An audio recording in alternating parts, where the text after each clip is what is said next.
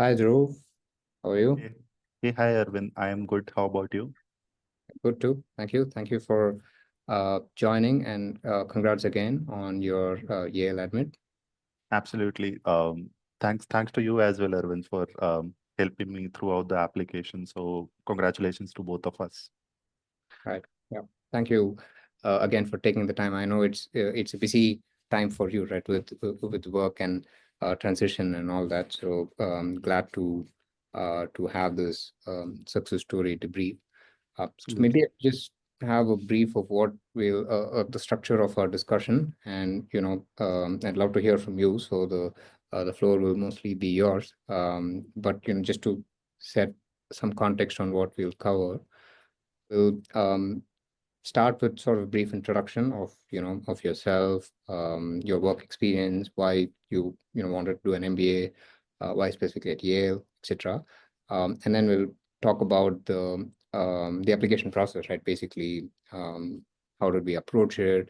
How do we select schools? Go through the essay process, also your interview experience, etc. And then any tips or any insights that you have, right? Maybe it just could be good for me to also add that you also received admits from Texas McCombs and UNC Kenan-Flagler. So we applied to 5 schools, right? Darden Ross, and then these 3, and made it to Right. 3 uh, with also scholarships. So I'm really happy, and I would also add that you've been through the months that I've known you. You've been one of the most, I would say, perseverant and hardworking candidates that I work with, right? So because it's both ways. I mean, you could have a good coach or a mentor, but the candidate also needs to really put in their thought, effort, time on the feedback, and also on the GMAT. I mean, you retook it and all those things. I think all those played a really important role. So congrats again, and let's get with that. Let's get started. If you could share a bit about your background and why you want to do an MBA. Absolutely, Arvind. Thanks for letting me know the whole process. And I'll introduce myself. I graduated from IIT Roorkee with a degree in civil engineering in 2020. Um, After my undergrad, I joined JPMorgan Chase as a software engineer in their portfolio analytics team. Um, I have been working for JP Morgan since then. Initially, I mostly focused on building software platforms for portfolio performance reporting. But over time, my role has shifted from engineering, as in software engineering, to a role that mostly involves quantitative development of statistical computations as well as AI/ML. Um, I also mentor new analysts and associates through any sort of technical challenges that they have within our team. And I also closely work with our senior technology partners in order to gather all the product requirements and actively contribute to the system design. So that is on the introduction part. I'll move to why I want to pursue an MBA at this stage. So broadly, 3 pointers, right? One, and this is more on a personal note, I wanted to step out of my comfort zone, that is to code. Like I every day go to my workplace and look at 2 screens with code. So I wanted to focus on developing my soft skills, mostly on the communication part as well as leadership capabilities. And I think these 2 qualities are very essential for my long-term growth, especially in a firm like JP Morgan, right? Or in broadly in any MNC. Second, over time, I've developed strong software engineering fundamental skills, but uh, I felt that um I need to explore the business side of things. S- So, as an example, how strategic decisions are made across an organization, how technology products that we develop align with the broader business goals. I wanted to explore that side. And third, um, I come from IIT Roorkee, so I definitely value the strength of an engaged as well as a powerful alumni network. As in, it not only helps you make career or job switches, but also on a mentorship side of things. So I wanted to join a business school that can offer an equally powerful alumni network. Um, to not just expand my professional connections, but also the personal connections as well. So broadly, these 3 pointers. Right. Right. Good. That's good. So, I mean, I remember right from our first conversation, Yale was your kind of dream or number one target, right? That was where you wanted to go. We selected a mix of schools, but that has always been your priority. So, what was it, or what was uh, um, the reason that really pulled you towards Yale? Okay. So broadly, 2 pointers here as well. One, in our college, right? So we always used to hear 3 words: HYP, Harvard, Yale, Princeton. So anyone who like went to these schools were treated as gods or something. So uh, like that's not a compelling reason, but that is one reason why I was more drawn towards this business school, that is Yale. And secondly, I was researching about Berkeley Haas and Yale, along with the other top business schools. But Yale specifically stood out because of two reasons. One, uh, their case study method. From what I understood from the research that I did, was that their case study method was absolutely different from the cooked up case method study in other business school. As in, like they do not really follow a specific 19 or 20 pager case study. Instead, they give you all the information, and then it's up to you to solve a particular case study. So that is very interesting as a teaching methodology, right? So Right. that is one. And second, you can take up any course across Yale University, across the broader Yale University in your second year in the MBA. So that also attracted me, because maybe if I find interest in some other industry, maybe law or computer science or anything of that sort, I can take those courses in my second year, and that would be really, good. So that is why I wanted to pursue Yale, not just because of personal reasons, but also because of the curriculum and the course structure that they've designed. Right. Right. Great. And if I may add or talk a bit about also the areas that you were looking at, right, which is technology, product management, or consulting roles. And Yale is great for both, right? Right. I mean, Absolutely. a lot of good US schools exist, but some of them are slightly, say, more inclined towards one or the other. So I feel Yale also has a balanced mix of these career paths or opportunities ahead, right? So okay, great. So let's talk a bit about the process, right? In terms of how did you select which schools to look at? Let's start from there.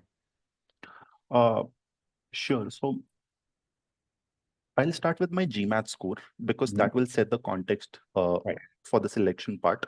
So I scored 675 GMAT on my first attempt, and I was open to the different geographies. As in, I did not want to limit myself to just the US or Europe. But one thing I was pretty sure that I wanted international exposure. So I started looking at business schools with strong international reputations.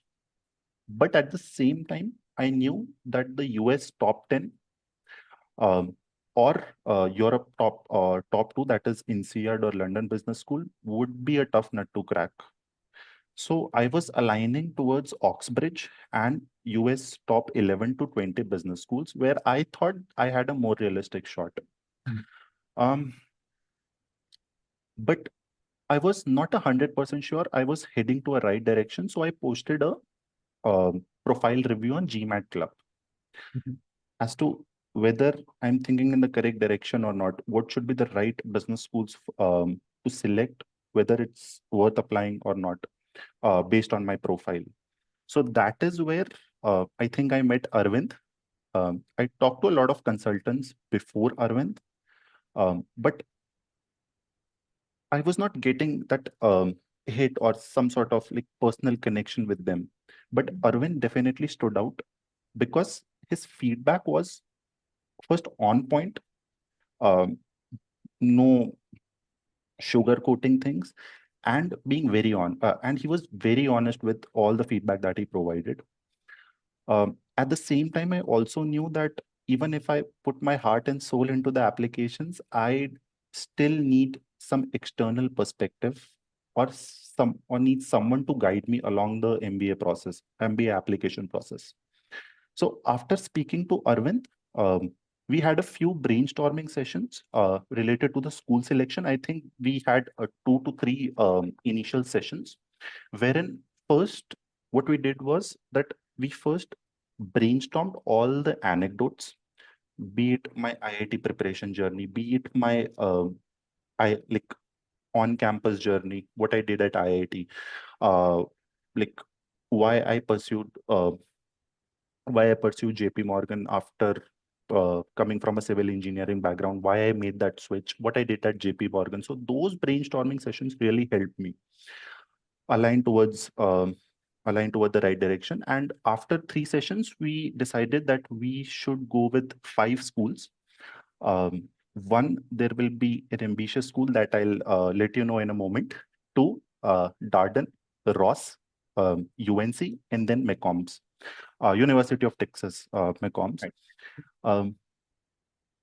For the ambitious school part, we were going to align on a different business school, but I told Arvind that Yale is really my dream school, and I really wanted to get into Yale. But at the same time, I knew that it was a very long shot, as in with my credit, like especially the GMAT score, I thought it was not possible. So I specifically asked this question to Arvind, that is it even worth applying to Yale? So he told me that you won't know unless you give it a shot.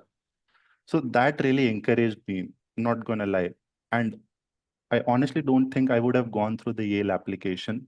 And if I hadn't, I would have never made it to Yale. So kudos to Arvind for at least giving me that sense of encouragement to apply to Yale.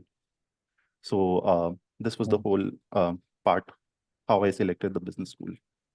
Right. Yeah. Great. Thank you for that detail, because I feel it is a very important, probably the most important step, right? Selecting the right schools, because that will in a way, in turn, decide the outcome that you see at the end of the tunnel.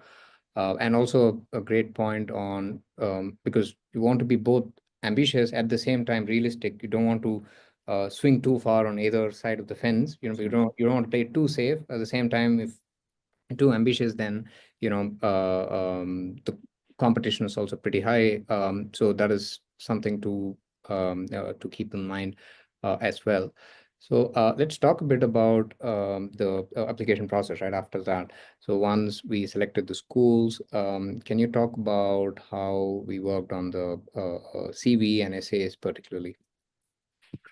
Sure. So on the CV front, I made an initial draft, and I'm not going to lie, there was a lack of structure, as in the CV that uh, you draft for a job interview is very difficult, is very different from a CV that you put into your MBA applications. So I was more of the opinion that, okay, here are my skills, here is what I did, and here are my educational qualifications.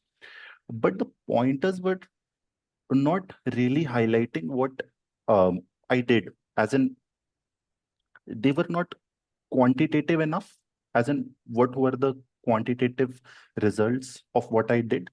And at the same time, there was not a visible stakeholder management or transferable skills that were reflecting on my CV. It was an okay draft, but not up to the point for MBA applications. And I think Yale's dean, as an admissions dean, specifically mentioned that a lot of candidates usually sleep on the CV. It's very important to draft a compelling CV, clearly highlighting your transferable skills for an MBA and highlighting the quantitative results of your achievements. Those two are very important. Arvind was the one who highlighted these weaknesses in my resume, of course, of my first draft. And I think we worked on 2 to 3 drafts for my CV. And I can confidently say that he actually helped me highlight these two effectively. Otherwise, it was very difficult to to, highlight those transferable skills to the admissions committee. On the essays part, I went with a very, I won't say wrong, but with an unclear mindset.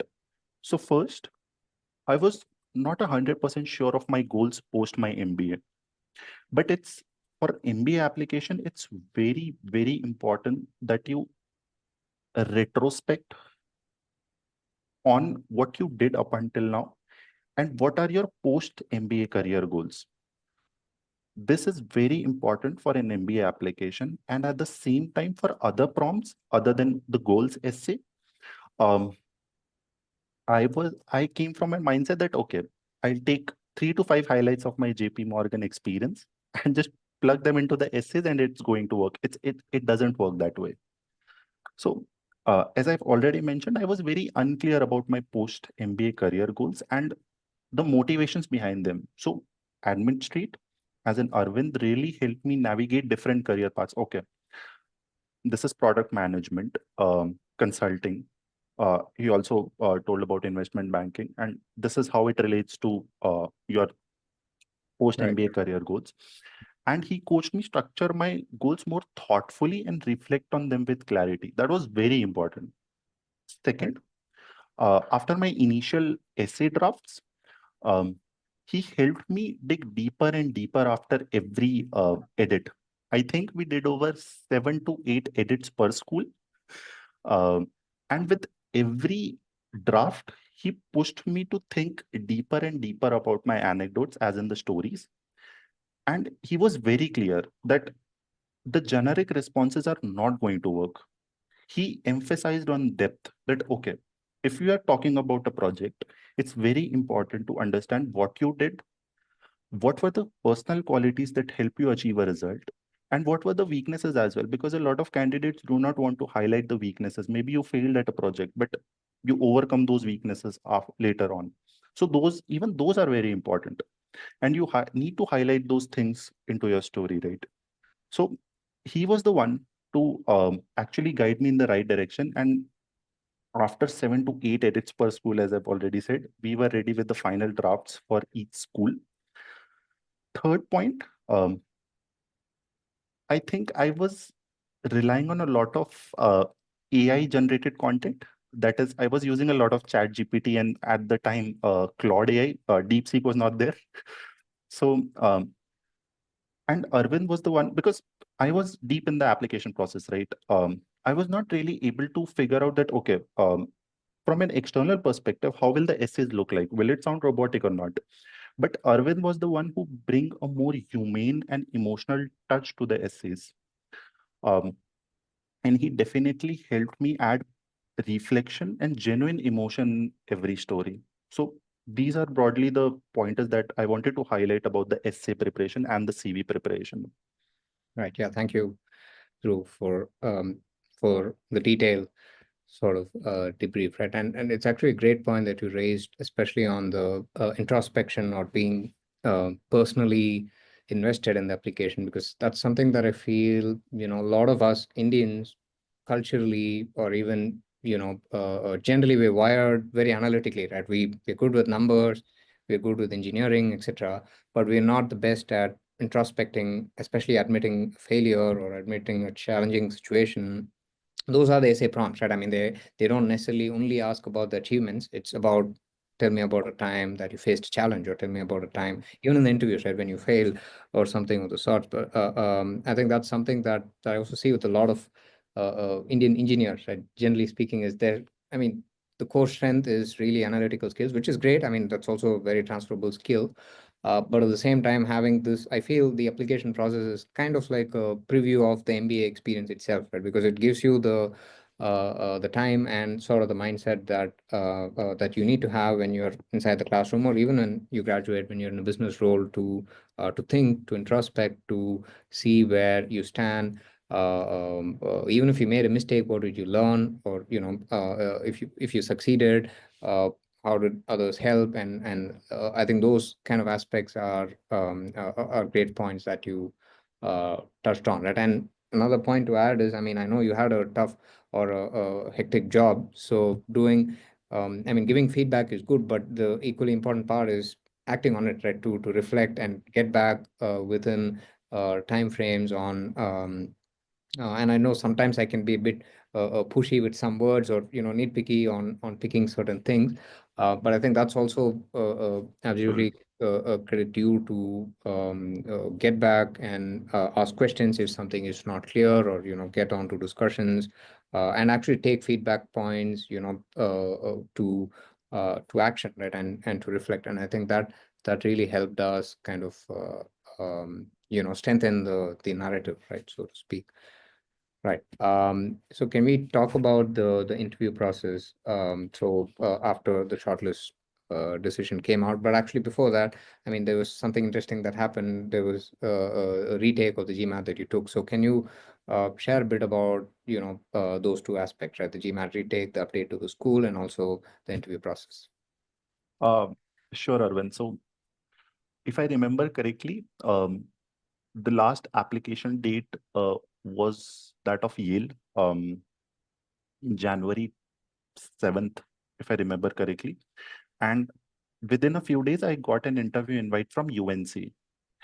But at the same time, in January and mid-February, I was a lot worried about getting a shortlist from my reach and ambitious schools, that is Darden Ross and Yale. UNC interview invite was definitely comforting, but I really wanted to get a few interview invites from these schools as well. I was a bit worried, and definitely I talked to you about that as well. And thanks to you, that you highlighted that a GMAT retake would definitely help me getting, if not interview invite, that at least a wait list from Darden Ross or Yale. That point, I was really motivated. At that point, I was really motivated to retake the GMAT, and I would like to share a story as well related to my first attempt at GMAT. I scheduled the exam. I think after 9 or 10 days after our conversation, because I think there were not enough slots in the first week of February. So I scheduled my exam at 9th or 10th February. I wanted to highlight my first the process for my first attempt at GMAT. So in my first attempt, I prepared for a month or so. I don't even think a complete month, but about a month. So I was very comfortable with the quant and data insights, because my job involves a lot of data crunching. So I was pretty confident in those two sections, but verbal for me was really tough. I completed the official guides, but I was pretty sure that the officials guide won't be sufficient for me. So I also prepared a bit of LSAT questions, 600 to 700 level questions on GMAT Club. And on the day of the GMAT, I ended up scoring 675. But the problem, I messed up my exam quite a bit, as in on the verbal part, I was not able to time my exam correctly. And I ended up missing the last part of the last question, and the GMAT heavily penalized me on that part. And that nervousness carried on, and I also messed up my quant part. So I was not really able to score to the best of my ability in my first attempt, but I still ended up getting an okay score. When we had this talk, that is in late January, I knew that if I just stay calm throughout my exam and stay focused, I would be able to score 700 on GMAT easily. But this time around, I did not have the luxury to spend a month. I just had 10 days or so, not even 10 days. So this time, I specifically focused on improving my timing in the verbal section. And I would like to highlight this to all the candidates, that the GMAT Club quizzes is absolute gold, as in it really simulates the GMAT environment, and it actually helps you to improve your score. So I took that. I took those quizzes for approximately 9 to 10 days, like before my GMAT exam, and I was able to improve on my verbal as well. But unfortunately, due to time constraints, I was not able to prepare for quant and data insights. So I ended up scoring 705, but I would really like to highlight that the data insights part was very tough this time around. I'm not sure why, but it was very tough. And there was a point I was about to cry at the exam center, and like the questions felt so hard, like especially the last few questions in data insights, the MSR questions. So, but I still like got a decent score.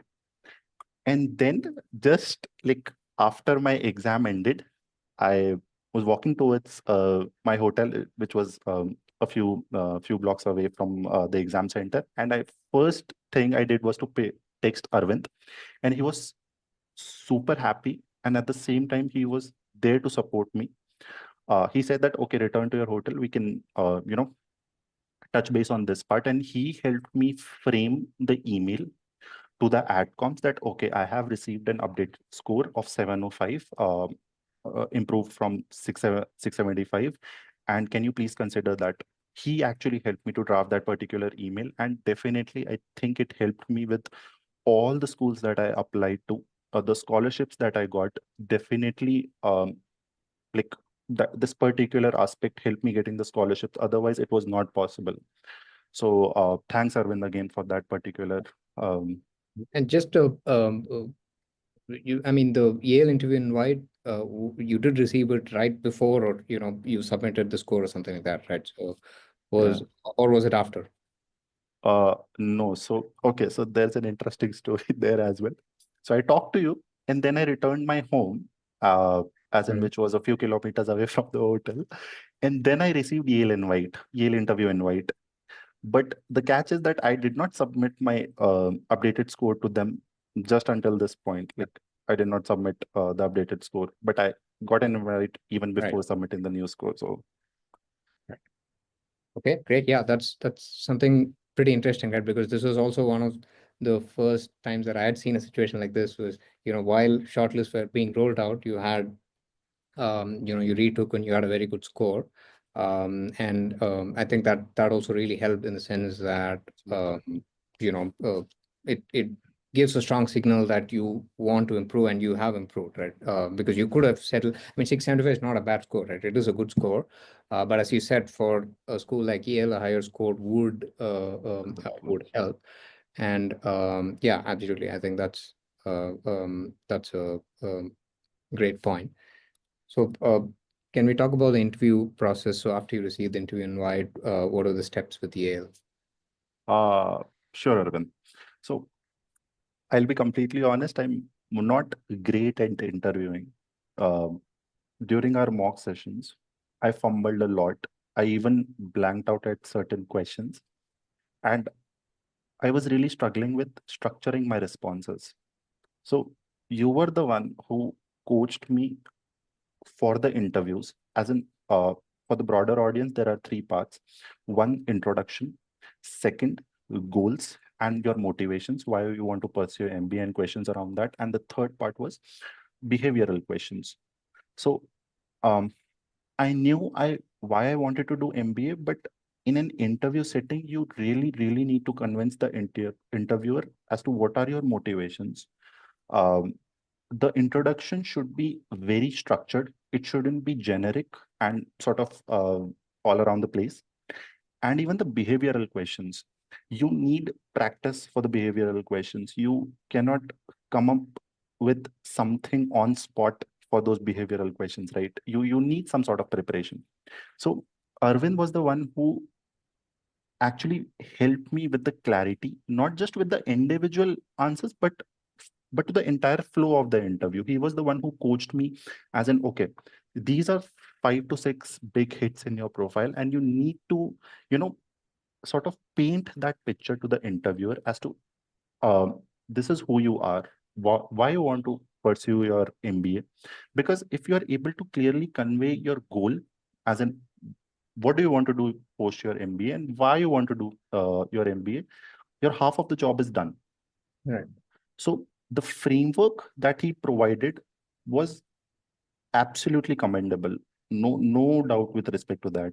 He helped me articulate my goals, introduction, motivations, behavioral questions, how to approach them. And that training or that coaching really helped me tackle even some of the difficult questions or some of the difficult situations in few of the interviews. And I genuinely think I would not have been able to sail through the interviews with this ease without his support. I can go into the interview debriefs as in um, how I faced UNC interview and Sure. Yale interview. Mhm. So I'll start with Yale. So Yale, I think, was one of the interviews that was that I thought I had completely messed up. So on the just as an information, the interviewer was very kind and welcoming. He was the one who actually cheered me throughout the interview, even when I was Right. fumbling And or this was was a second year or a second year student. second Yeah. year student. Mhm. So he mentioned upfront that he was required to ask a few questions, but Right. he would try to keep it more on a casual note so that it doesn't feel too mechanical. I wasn't able to answer a few questions in a very convincing way, as in how do you stay organized? How do you align yourself with the broader Yale SOM's mission, that is to educate leaders with the in the business and society? So I was not able to answer these questions with a lot of clarity, but he was the one who, encouraged me throughout the interview. I struggled a bit, but was able to sail through it with the training that Arvind provided me on the behavioral part uh, and the motivations part. So I was able to sail through the interview. Um UNC UNC interview was, again, the interviewer was very warm and genuinely interested in listening to my stories, as in what are my life experiences, what are my motivations. She was not trying to put me under pressure by any means, but instead the focus, and she explicitly said that okay, hard skills are fine, but I really want to focus on the soft skills and am I as a person. It sort of felt like a conversation, not just like an interview, and it was very authentic. Um, I was able to answer a lot of questions, but even in the UNC interview, I was struggling on two or three questions. But again, Arvind's Arvind's framework and the interviewer's um, attitude was incredibly helping throughout the interview. So I sailed through a UNC interview as well. The third, McCombs, that was completely unexpected. As in, that was by far the chillest and the most enjoyable interview experiences I've ever had. Honestly, I did not expect it to go this great. So it was little different from the usual. Uh, I joined the Zoom, and the interviewer asked me just two questions. Okay, basic introduction and why I want to pursue an MBA.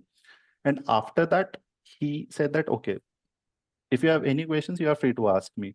So it was really a conversation between the two of us, and he was very open with all the responses. He was very honest, and it really reflected the McCombs, McCombs culture. So I walked out of the interview genuinely impressed by the community, not gonna lie. So these were broadly the three interviews that I attended. Oh, great. Good to know. And yeah, glad that it worked out. Right. Definitely. Let's wrap up through. If you were to share, you know, tips or any points of advice for people that are applying, right, especially to Yale or top US or broadly top business schools, what would your advice be to them? Sure, Arvind. So first of all, don't underestimate yourself. Um, you really don't know which school will see potential in your story. Uh, I was rejected at I was rejected without interviews at Darden and Ross. So I never ever imagined that Yale can happen, but it did. So never underestimate yourself. Never be afraid to shoot your shot. Just be confident in the application process. So that is the first advice that I would like to give to potential MBA applicants. Second, and I think this is really important, that get an external perspective. So you can write your own essays, but I really believe that you need an external perspective to guide you through the process. And on top of that, build a strong narrative. Dig deeper, as in deeply introspect into your profile. It pushes you to actually add depth, introspect meaningfully, and at the same time make your story that resonates with a particular school.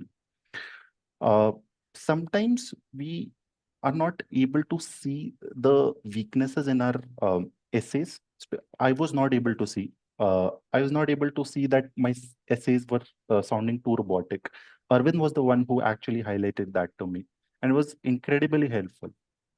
Third, and I think even this is very important, that some factors are definitely out of your control, but you should focus on what's in your control. You cannot change your college GPA or where you went, but at the same time, you can take on additional responsibilities at your workplace. Test scores, especially it worked for me.